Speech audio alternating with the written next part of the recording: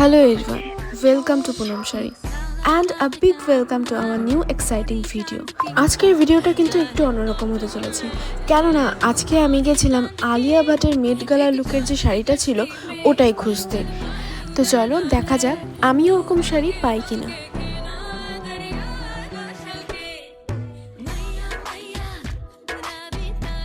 তো দিদি আমাকে প্রচুর কালার অ্যাভেলেবেল দেখিয়েছে, তো চলো আমি তোমাদেরকে প্রত্যেকটা শাড়ি সুন্দরভাবে দেখিয়ে দিই।